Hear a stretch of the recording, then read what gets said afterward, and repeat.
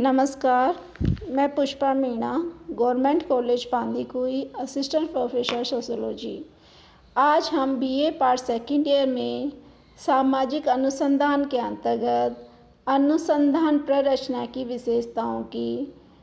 चर्चा करेंगे। सामाजिक अनुसंधान में रिसर्च डिजाइन एक तरह से मार्गदर्शन पथ प्रदर्शिका के रूप में निर्मित की जाती है। इसकी जो कुछ विशेषताएं हैं उनको हम एक एक करके ले सकते हैं। सबसे पहले हम बता सकते हैं कि कोई भी रिसर्च डिजाइन उस अनुसंधान के लिए एक रूपरेखा का निर्माण करती है। इसका निर्माण शोध कार्य प्रारंभ करने से पूर्व ही कर लिया जाता है ताकि शोधकर्ता को अपने उद्देश्यों को पूर्ण करने में बहुत कम समय, धन व श्रम की आवश्यकता हो। इसी को आगे बढ़ाते हुए हम इसकी जो दूसरी विशेषता है उसकी चर्चा कर सकते हैं कि ये अनुसंधानकर्ता के लिए एक दिशा बोध का कार्य करती है, यानी समय समय पर अनुसंधान की एक सुनिश्चित दिशा बताती है कि हमें अनुसंधान को किस दिशा में ले जाना है, ताकि अनुसंधानकर्ता कम से कम भटकाव में फंसे, या यूँ कह सकते हैं कि पथ प्रदर्शिका का कार्य करती है कि हम एक निश्चित दायरे में रहकर एक निश्चित दिशा में जाकर अपने उद्देश्य को पूर्ण कर सकें। इसके आगे हम ये भी कह सकते हैं कि कोई भी रिसर्च डिजाइन उस अनुसंधान के लिए एक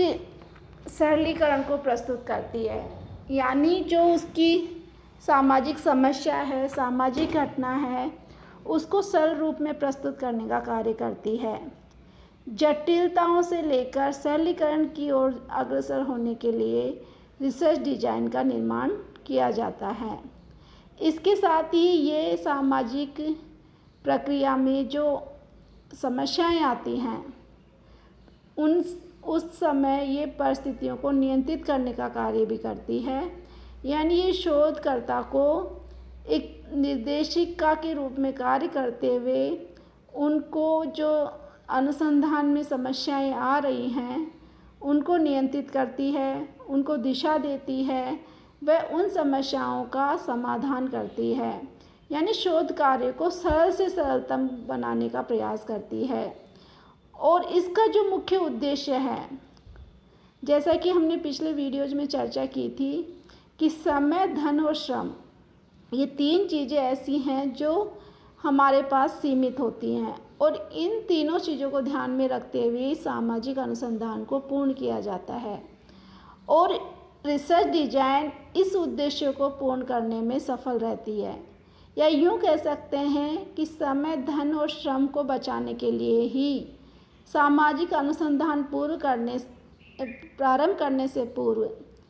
जो रूपरेखा हम तैयार करते हैं अनुसंधान से संबंधित, वही आपकी सामाजिक प्ररचना कहलाती है, यानी अनुसंधान प्ररचना कहलाती है। इस तरह से ये एक मितव्ययी प्रणाली है, मितव्ययी विधि है जिसके माध्यम से सामाजिक अनुसंधान पूर्ण किया जाता है। इसके साथ ही ये शोध प्रक्रिया में आने वाली बाधाओं का समाधान भी करती है,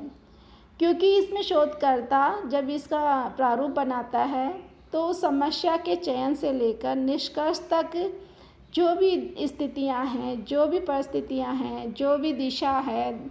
उन सब चीज़ों को नियंत्रित निर्देशित करने का प्रयास करता है, यानी बाधा निवारक का कार्य भी ये करती है। अगली विशेषता की चर्चा हम इसके उद्देश्य को लेकर कर सकते हैं कि इसमें शोध कार्य चूँकि एक निश्चित दिशा में जाता है, यानी एक शोधकर्ता को एक दिशा का बोध कराती है, तो हम अनावश्यक चीज़ों को अपने शोध में शामिल ना करके उन्हीं चीज़ों का अपने शोध में समावेश करते हैं जिनका उसमें आवश्यकता होती है। यानी प्ररचना अनेक प्रकार से शोध कार्य में अधिकतम उद्देश्यों को प्राप्त करने में हर संभव सहायता करती है। ये प्ररचना का निर्माण सामाजिक शोध की समस्या प्रकल्पना के आधार पर किया जाता है, यानी सामाजिक अनुसंधान की समस्या क्या है, उसमें किस तरह की हाइपोथेसिस का निर्माण किया गया है, उन चीज़ों को ध्यान में रखते हुए ही अनुसंधान प्ररचना निर्मित की जाती है, यानी अनुसंधान समस्या पर ये आधारित होती है। अंत में हम कह सकते हैं कि अनुसंधान प्ररचना समस्या के चयन से लेकर उसके निष्कर्षों के निर्माण में महत्वपूर्ण भूमिका निभाती है, यानी प्रारंभ से लेकर अंत तक शोधकर्ता को एक डोरी में बांधे रखती है कि वो अनावश्यक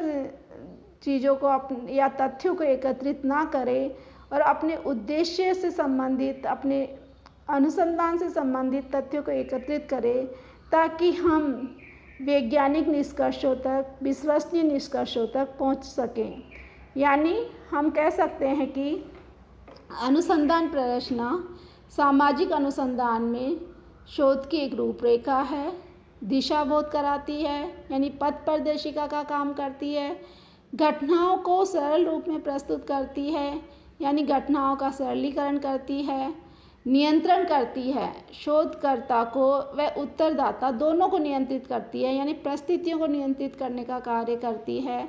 मितव्ययी तो है ही, बाधा निवारक का कार्य करती है, और हमारा जो मूल उद्देश्य है अनुसंधान के लिए, उन उद्देश्यों की प्राप्ति में ये महत्वपूर्ण भूमिका निभाती है, यानी निष्कर्षों के निर्माण में ये अग्रणीय, विश्वसनीय और आधारभूत भूमिका का कार्य करती है। धन्यवाद।